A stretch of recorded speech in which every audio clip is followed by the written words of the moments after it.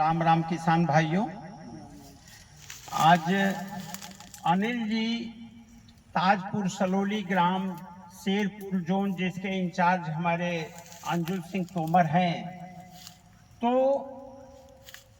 दशहरिया Biswa sugar factory के सलाहकार doctor Ram कुशल सिंह आप लोगों को बताना चाहते हैं कि गन्ना की खेती से आप प्रदूषण नियंत्रित कर रहे हैं। आप कहेंगे कि अरे गन्ना की खेती और प्रदूषण का क्या संबंध? तो मित्रों, जैसे अभी यहाँ पर यूकलिप्टस किनारे किनारे लगाया गया है, ये जहाँ हम खड़े हैं जल भराव का क्षेत्र है, अभी भी नमी बहुत है। और इस किसान जो अनिल जी हैं, ये देखिए कितने प्रगतिशील हैं कि सूखी पत्ती फिर बिछा दिए हैं। यानी इस 15-023 गन्ना, जिसका एक एक गन्ना 2-2, 2.5 किलो का होता है, उस गन्ने की पेड़ी में आप लोग खड़े हैं और इसमें इन्होंने कोई ऑपरेशन नहीं किया है।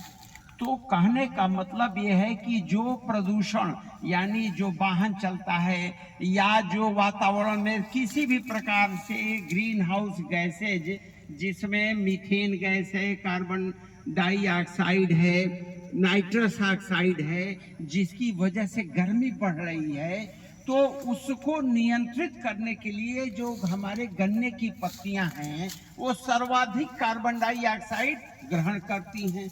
जब हम ग्रीन हार्वेस्टिंग करते हैं, यानी किसान चीनी मिल को सप्लाई करने के लिए जब गन्ना काटता है तो जमीन के थोड़ा नीचे से काटिए, उससे आपके गन्ने का वजन बढ़ जाएगा, साथ में उसी पर फिर सूखी पत्ती बिछा दीजिए। तो ये जो मल्चिंग इसको कहते हैं, मल्चिंग का मतलब क्या है?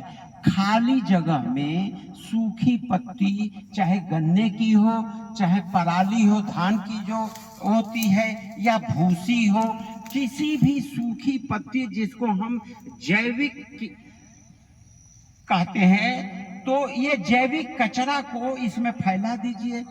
ये अपघटित होता है। कैसे अपघटित होता है?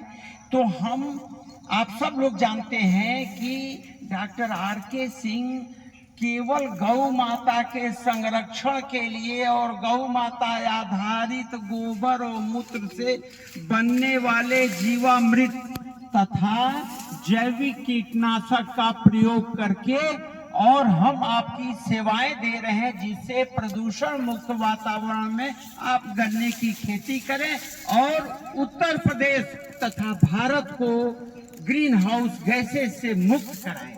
तो इसी कड़ी में जब हम इस पर ट्राइकोडर्मा डालते हैं या जीवामृत डालते हैं, तो जीवामृत और ट्राइकोडर्मा इस सूखी पत्तियों को जल्दी से विखंडित कर देता है, अपघटित करता है। जब सूखी पत्तियां अपघटित होती हैं तो मित्रों क्या होता है? कार्बन में बदलती हैं। वो कार्बन जो ये गन्ने की पत्तियां जो 1500 से 2000 किलो कार्बन डाइऑक्साइड वातावरण से ग्रहण करके और ये पत्तियां भोजन बनाती हैं। भोजन बनाने के बाद ये जमीन में जमा हो जाता है। तो ये जो कार्बन जमा होता है, जो सूखी पत्ती के मल्चिंग से कार्बन जमा होता है, ये कार्बन क्या करता है? तो जीवांश सड़ाता है, सड़ने अपघटित होने के बाद जीवांश बनाता है। अब जब जीवांश बनाता है तो वो जीवांश हमारी फसलों को बहुत आसानी से मिल जाता है, और मिल जाता है तो फसलों में बिना खाद के, रासायनिक खाद के, जैसा कि अभी इन्होंने बताया कि इन्होंने केवल 2 बार इसमें लीफ का, क्यों अनिल जी आपने लीफ का खाली स्प्रे किया है ना? और लीफ भी एक कार्बनिक यौगिक है जिसमें ग्लूकोनेट आधारित तमाम तरह के मेजर और माइक्रो न्यूट्रिएंट 9 तत्व होते हैं। तो हमने यूरिया नहीं डाला, जब नाइट्रोजन नहीं डाला तो उसका उत्सर्जन नहीं होगा।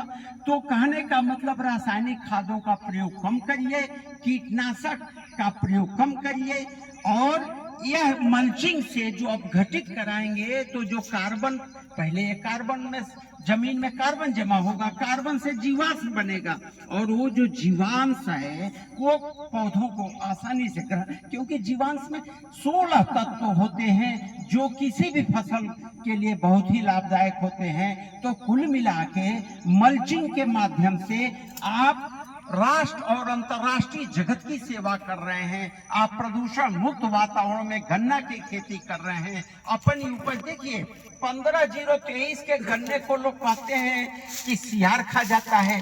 अगर सूखी पत्ती देखिए, सूखी पत्ती अगर आपने नहीं हटाया तो कोई जंगली जानवर नहीं खाएगा। और हम तो मल्चिंग के साथ साथ हम जैविक कीटनाशक बनवाते हैं। कैसे?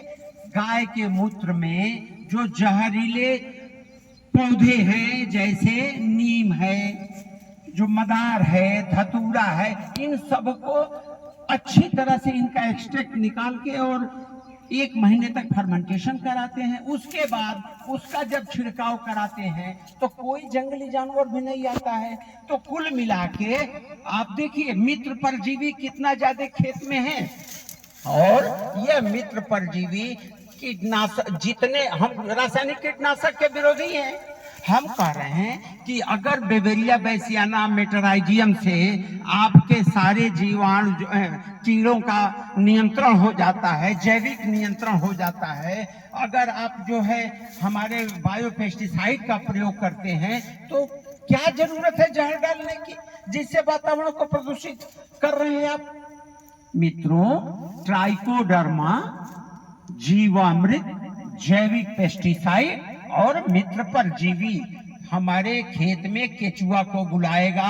और जब मल्चिंग करते रहेंगे तो कार्बन की मात्रा जो आज हमारा 0.1, 0.2 है, वो बढ़ करके बहुत जल्दी हम 1-2% पाएंगे और 15-20 सालों में हम 5-6% पर चले आएंगे। तो जिस खेत में ऑर्गेनिक कार्बनिक कार्बन ज्यादा होगा, उस खेत में कोई रासायनिक खाद डालने की जरूरत ही नहीं है और पैदावार आपका 500 कुंटल 600 कुंटल प्रति एकड़ होगा। वैसे भी 15,023 जो 10 या 20वां शुगर फैक्ट्री में लोकप्रिय हो रही है, 118 गन्ना लोकप्रिय हो रही है। अब आप बताइए कि यह पेड़ी है और पेड़ी में किसी तरह का, इसमें क्या आप समझते हैं कि 80 कुंटल 100 कुंटल से कम पैदावार होगा। तो मित्रों, मैं डॉक्टर रामकुशल सिंह आप लोगों का आह्वान करता हूं और बिसवा की जमीन से उत्तर प्रदेश तथा उत्तरी भारत के सभी किसानों से हाथ जोड़ के निवेदन करता हूं कि मल्चिंग करें, कार्बन के उत्सर्जन को कम करें, कार्बन क्रेडिट पर काम करें और केचुआ को बुलाएं। वातावरण में ग्रीन हाउस गैसों के प्रभाव को कम करने के लिए गन्ना की खेती करें। किनारे किनारे जो मर्सी लैंड है, जहां पानी बहुत रहता है, वहां यूकलिप्टस लगाएं या सोशल फॉरेस्ट्री के पेड़ लगाएं।